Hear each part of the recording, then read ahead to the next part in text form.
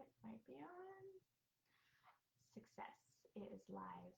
Hey, y'all.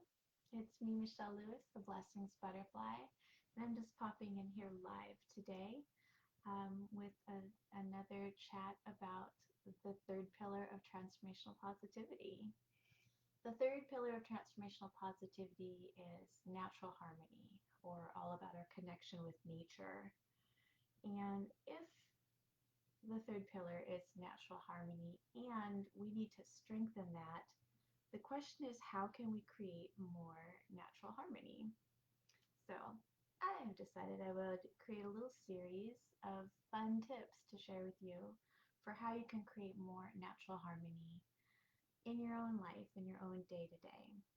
So what I wanted to talk about today was plant love, or really how we can cultivate more of a love for plants in and around your home.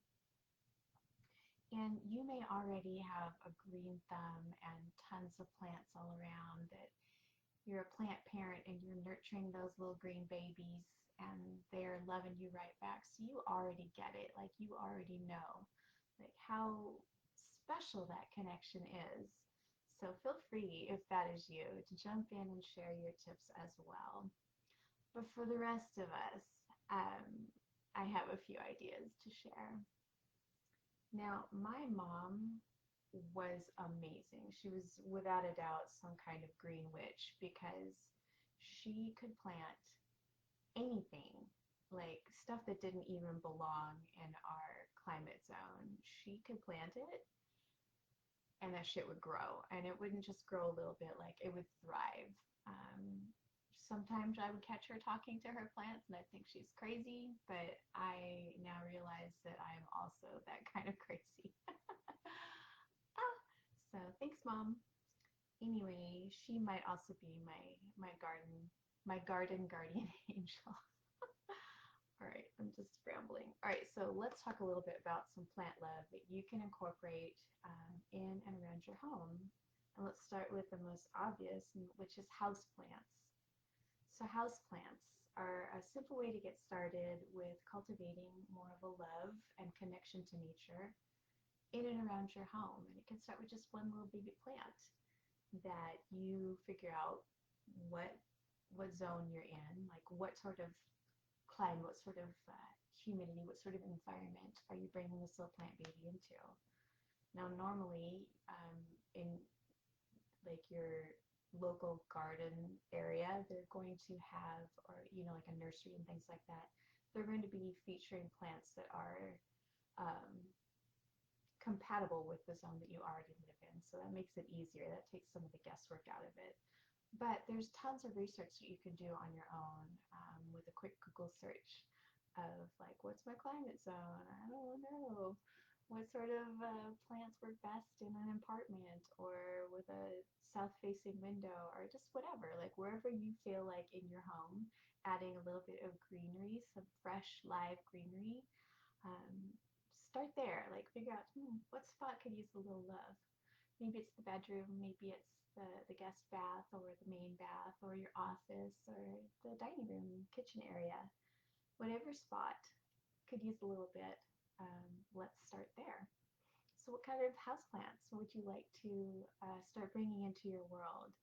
And you also have to check and make sure, especially if you're a pet owner or if you have small children, that you're not bringing something that is going to be toxic or dangerous should it accidentally get chewed upon. Because critters and kids do chewing, in case you didn't know. All right, so houseplants. You could do tropicals, you could do succulents, you could do cactus, you could do air plants, you could do like a terrarium. You could create a little terrarium. You want to make sure that you're taking into account how much light your plant is going to receive during the day. If you need to go with more of a low light variety, or something that really digs a lot of heat and sun. And so there's options, is the point. Like, there's options available to you. And you can start with something small and then build from there. Take your time and experiment with it. But adding a little bit of greenery through adding some houseplants is going to really cultivate your connection to nature in a way that you might not have thought of before. And the reason why is because we thrive on each other. Like those plants, they thrive on our exhale, right? They also thrive on the nurture that we give them by paying attention to them each day and giving them the food and water that they need according to their their cycle or whatever, and keeping them clean and trimming off the dead bits and making sure they have lots of roots so that they can grow without being stunted. And you start to, as you're connecting with these little plants and watching them and seeing them grow, you start to see some connections with yourself as well, and really with your community and your family and all of these things. So it's very interesting how they build on each other. Now we also very much benefit from the plants around us because they give off like beautiful oxygen that we need to breathe, and they help filter out the toxins in the air and the gunk and the gross. So it's good to have them. I invite you to bring some houseplants into your world. Now another thing that you could try is patio plants. If you have a patio or a front porch, back porch, a little stoop, something, a little balcony, whatever, you can dress that up with some patio plants. And you can do that by adding, some color, whether you're looking to add annuals or perennials, and that means if it's an annual, it's one that you have to replace year after year. Very few of those will self-seed, so they're spendy. But like if you just need like a little quick burst of color or something like that, excuse me, by your front door, annuals are great. But perennials are ones that they continue to grow year after year, and you don't have to constantly be redoing them. You still have to pay attention to them, you still have to care for them, but it's a little bit different. So maybe like your personal oasis is your patio or your backyard, or your front porch or something like that. And creating a little bit more of a natural surrounding with that just by adding a few patio plants can be really transformative and give you all kinds of juicy positive vibes. And with patio plants, you can also do things like, fruits or veggies or herbs or things like that, which kind of transitions into gardening. Maybe you are interested in garden keeping, and that can be a patio garden. If you're limited on space, it could be a windowsill garden if you're super limited on space. And if you do have a little bit more outdoor access, then in-ground planting or raised beds are a great way to begin your love for gardening. I know some of y'all have some incredible gardens, and I'm super jealous of them.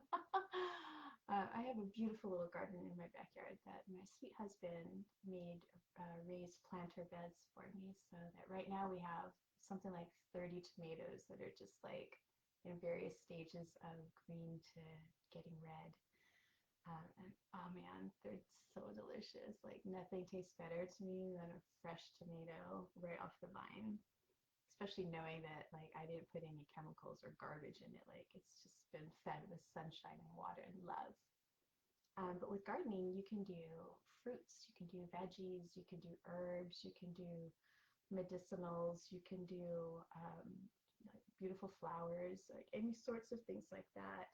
Stuff that helps to invite and support your local pollinators, the birds and the bees and the butterflies. My favorite. But there's lots of different ways that you can kind of try your hand at gardening and start small, experiment a lot, get your hands dirty, enjoy that sunshine. But taking that time to really nurture your plants, cultivate plant love, whether it's starting with houseplants all the way to creating your own sustainable garden.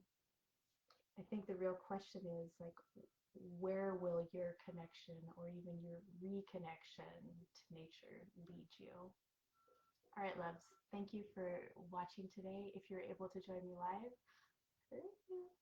And if you're watching this on the replay, thank you. I hope you have an amazing day. Love and blessings from the Blessings Butterfly. Bye.